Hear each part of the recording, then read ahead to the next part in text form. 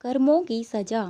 एक आदमी बहुत बूढ़ा होने की वजह से कोई काम नहीं कर पाता था कि जीविका कमा पाए। ना जाने किन कर्मों की सजा से आज उसका ये हाल था कि वो रोज घर घर जाकर भीख मांगकर गुजारा करने पर मजबूर था। वह भिखारी रोज एक दरवाजे पर जाता और भीख के लिए आवाज लगाता। जब घर का मालिक बाहर आता तो उसे गंदी गंदी गालियां और ताने देता। वह बोलता, तू मर क्यों नहीं जाता, काम क्यों नहीं करते, जीवन भर भीख मांगते रहोगे, हमने क्या यहाँ पर पैसों का पेड़ लगा कर रखा है। कभी कभी गुस्से में उसे धकेल भी देता, पर भिखारी बस इतना ही कहता, ईश्वर तुम्हारे पापों को क्षमा करें। एक दिन सेठ बड़े गुस्से में था, शायद व्यापार में घाटा हुआ था। वो भिखारी उसी वक्त भीख मांगने आ गया। सेठ ने आओ देखा न ताओ सीधा उसे पत्थर दे मारा। भिखारी के सिर से खून बहने लगा। फिर भी उसने सेठ से कहा, ईश्वर तुम्हारे पापों को क्षमा करें, और वहां से जाने लगा। सेठ का थोड़ा गुस्सा कम हुआ तो वह सोचने लगा, मैंने उसे पत्थर से भी मारा पर उसने बस दुआ ही दी। इसके पीछे क्या रहस्य है, जरूर इसकी लाइफ में कुछ तो घटना हुई है, जानना पड़ेगा। इतना सोच सेठ भिखारी के पीछे चलने लगा। भिखारी जहाँ भी जाता सेठ उसके पीछे जाता।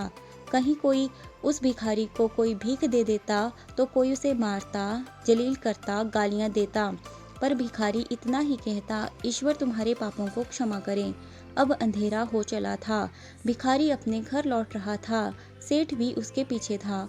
भिखारी जैसे ही अपने घर लौटा, एक टूटी फूटी खाट पे एक बुढ़िया सोई थी, जो भिखारी की पत्नी थी। जैसे ही उसने अपने पति को देखा, वह उठ खड़ी हुई और भीख का कटोरा देखने लगी।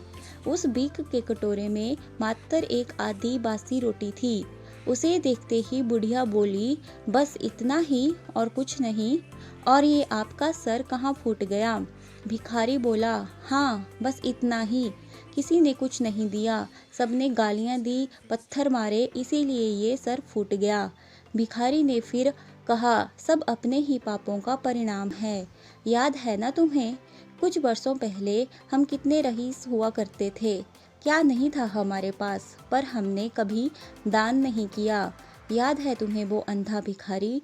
बुढ़िया की आंखों में आंसू आ गए और उसने कहा, हाँ, कैसे हम उस अंधे भिखारी का मजाक उड़ाते थे, कैसे उसे रोटियों की जगह खाली कागज रख देते थे, कैसे हम उसे जलील करते थे, कैसे हम उसे कभी कभी मार और धकेल देते थे।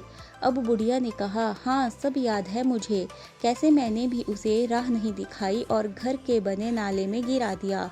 जब भी वहाँ रोटियाँ मांगता मैंने बस उसे गालियाँ दी, एक बार तो उसका कटोरा तक फेंक दिया। और वो अंधा भिखारी हमेशा कहता था, तुम्हारे पापों का हिसाब ईश्वर करेंगे, मैं नहीं। आज उस भिखारी की बद्दुआ और हाय हमें ले डूबी। फिर भिखारी ने कहा, पर मैं किसी को बद्दुआ नहीं देता, चाहे मेरे साथ कितनी भी ज्यादती क्यों ना हो जाए, मेरे लब पर हमेशा दुआ रहती है।